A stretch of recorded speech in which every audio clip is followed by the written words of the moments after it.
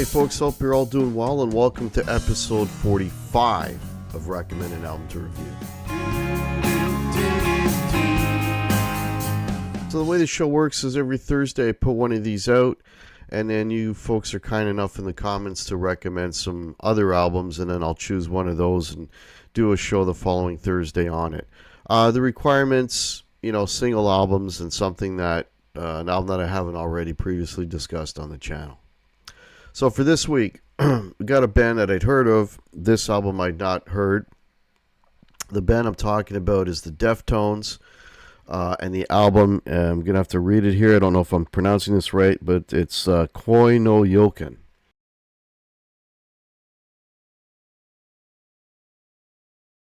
Which came out in 2012. Now the Deftones, they kind of got lumped in with the sort of the new metal thing with, bands like Limp Bizkit and Korn. But they always, at least on this record, they have this sort of same type of sonics in the guitar, the heavy guitar, this sort of really overdriven guitar or overly distorted guitar. But they always have this sort of pop sensibility, and the production at times is really, really slick. Sometimes too slick, you might argue. I don't know. So on this album, we have Abe Cunningham on drums, Stephen Carpenter on guitar, Frank Delgado samples and keyboards, Chino Moreno vocals and guitar, and Sergio Vega is on the bass. And Nick, I'm going to butcher this name, Raskulinets, was the producer, and I believe that was the same producer on Snakes and Arrows Rush. Correct me if I'm wrong, but I think that was the same guy. All right, so let's go through the tracks. All right, the first track is called Swerve City. Starts off again with those, that big typical heavy grindy riff. And then the verse comes in and, it's a little bit of light and shade. It's a little more mellow, and it's just got a real poppy, hooky verse to it. So it kind of straddles that. It's like the heavy guitar, the heavy grindy guitar with sort of a pop element. And, it sounds good. For me, this is actually one of the better songs on here. I think it was a single actually. But not a bad way to start the record. Nice heavy grindy guitar. I think Romantic Dreams. This is a little bit longer track. It's just under 5 minutes. It's got I don't know. I think this one just kind of goes a little bit too long. It's got a cool riff and there's sort of a second, the other thing that, part of the sonics of these records is, one guy will be playing the riff and then this other guy will be playing this really high kind of dissonant type of chord thing, kind of a pedal point thing. Anyways, I won't get into that. But yeah, it just kind of goes on a little bit long and the riff kind of gets tired. And there's a lot of angst in the vocal, but not one of my favorites. All right, then you got Leathers. Now this has got some really heavy, grindy guitars on it, just really sort of jagged, slashing riffs. This is one of the heavier ones on here. And then it just has this. At one point, I guess the chorus section does have kind of that nicer, poppy.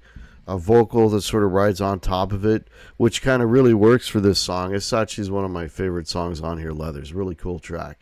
Heavy, grindy guitars. Poltergeist, man, this has got a riff that's just mean and devastating. It's, very, with the really low or detuned guitars. It's just a crazy riff. I love it. It's just a real headbanging riff. And then it goes into the chords for the chorus. But anyways, I like this one. It's just a real banger of a song. Poltergeist, very cool. All right, then you got Entombed. 5 minutes, one of the longer tracks on here. This is a pretty mellow track. It's very atmospheric. I don't know, melancholy is the right word. It does have a very hooky vocal to it. This one is almost sort of the radio friendly track on here, because it doesn't have the heavy grindy guitars on it. It's okay. Not for me, not one of the stronger tracks on here. Graphic Nature. Yeah, I like this song a lot. I like the chords in it. yeah, it's heavy, it's grindy, it's yeah. I do like graphic nature. It's one of the heavier tracks on here, and I think it's pretty cool. Tempest. So there's this really heavy kind of grindy soundscape thing is created with a vocal floating over top of it. Um, it's one of the longer tracks. What is it, like over 6 minutes? It's okay. It does have again the very poppy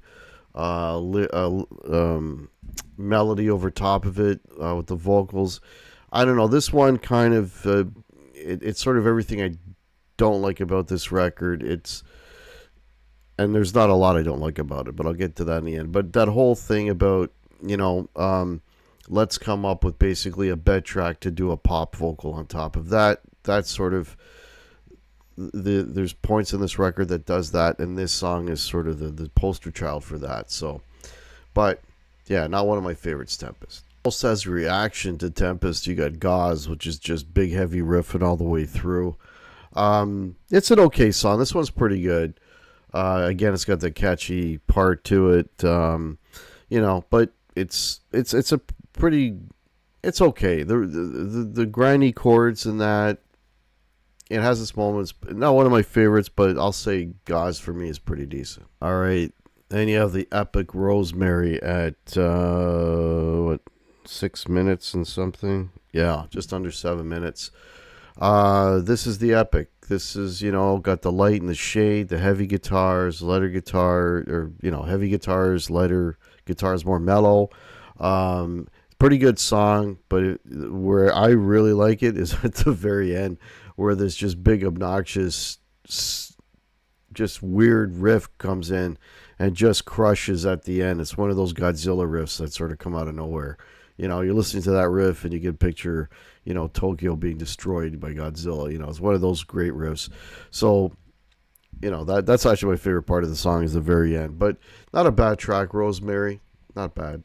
All right, Goon Squad's got the da-na-na-na-na, that, just that sort of, again, very bassy, bass-heavy, detuned guitar, grindy, heavy groove. It's a pretty good track. I can't really fault Goon Squad. Pretty cool. And the last track, What Happened to You?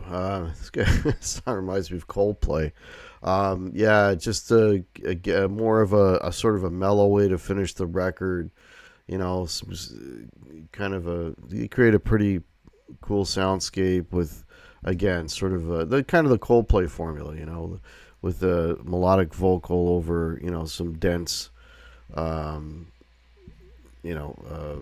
soundtrack, bed track, if you will. So what do I think about this record? So I've been mentioning it a few times through the review. A little bit of the slickness at times. I find this record is a little bit too slick in the production. You could tell that